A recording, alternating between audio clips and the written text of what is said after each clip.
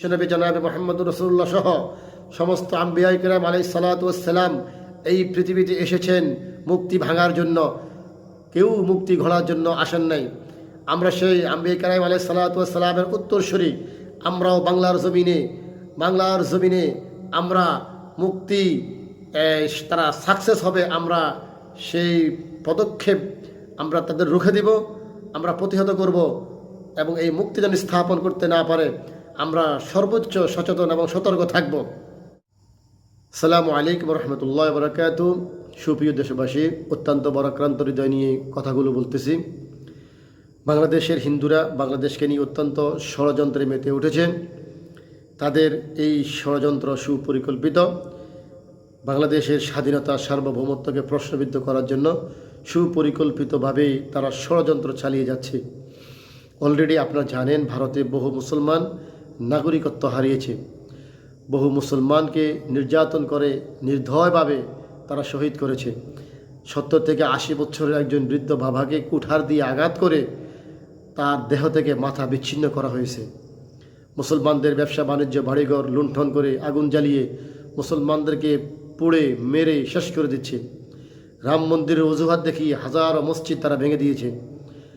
মুসলমানদের হাজার হাজার বছর ঐতিহ্য, শত শত বছরের ঐতিহ্য, এই রাম মন্দির অজুহাত দেখিয়ে বাবরি মসজিদকে তারা ভেঙে দিয়েছে।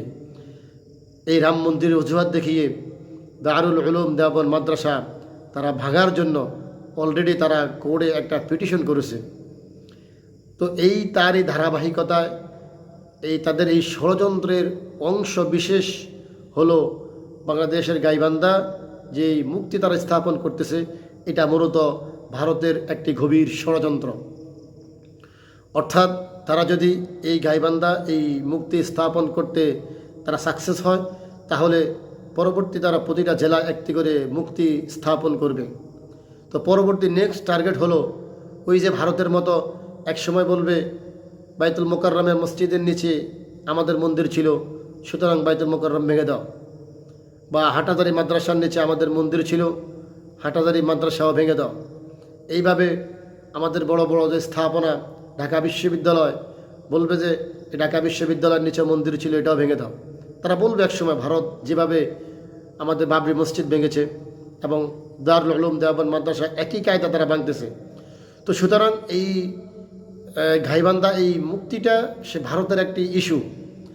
তো আমরা দেশবাসী এবং সমস্ত মুসলিম ভাই বোন আমরা সবাই সচেতন এবং সজাগ থাকব এবং গাইবান্ধা এই মুক্তি স্থাপনে যেন হিন্দুরা সাকসেস, ভারতের এই পরিকল্পনা যেন সাকসেস না হতে পারে, এজন্য আমাদেরকে সজাগ থাকতে হবে। বিশেষ করে গাইবান্ধার ওলামায়ে কেরাম থেকে নিয়ে শুরু করে সুশীল সমাজ, সর্বস্তরের জনগণ, মুসলিম ভাই বোনেরা, আপনারা তাদের এই পরিকল্পনা অবশ্যই আপনারা রুখে দিবেন। কারণ আমাদের বিশ্বনবী জনাবে মুহাম্মদুর রাসূলুল্লাহ সহ সমস্ত আম্বিয়া কিরাম আলাইহিস সালাতু ওয়াস সালাম এই পৃথিবীতে এসেছেন মুক্তি ভাঙার জন্য। কেউ মুক্তি ঘোড়ার জন্য আসেন নাই। আমরা সেই আম্বিয়া কিরাম আলাইহিস সালাতু ওয়াস সালামের উত্তরসূরি। আমরাও বাংলার জমিনে আমরা মুক্তি তারা সাকসেস হবে, আমরা সেই পদক্ষেপ আমরা তাদের রুখে দিব, আমরা প্রতিহত করব এবং এই মুক্তি যেন স্থাপন করতে না পারে আমরা সর্বোচ্চ সচেতন এবং সতর্ক থাকব। দ্বিতীয়ত হলো তারা বাংলাদেশে একটা দাঙ্গা বাজিয়ে বাংলাদেশের স্বাধীনতা সার্বভৌমত্বকে তারা প্রশ্নবিদ্ধ করতে চায়। অলরেডি তাদের এক মহিলা নেতা, হিন্দু, নাম তার চৈতালি, এবং তাদের অন্যান্য হিন্দু নেতারা বাংলাদেশে তারা ভিন্ন স্বাধীন একটা ভূখণ্ড তারা চাচ্ছে, স্বাধীন রাজ্য তারা চাচ্ছে। তো তাদের এই যে ছাওয়া, আমরা স্বাধীন একটা রাজ্য চাই, একটা প্রদেশ চাই হিন্দুদের জন্য, তারা যে আমাদেরকে শাসাচ্ছে, তো এটা বলার আগে তাদের এটা বলা উচিত ছিল ভারতকে মেসেজ দেওয়া উচিত ছিল, যেখানে ভারতের মুসলমানরা প্রতিনিয়ত খুব নির্যাতনের শিকার, বাবার সামনে থেকে মেয়েকে তুলে নিয়ে দর্শন করে মেরে ফেলা হচ্ছে, সেখানে মুসলমান কথা বলতে পারতেছে না।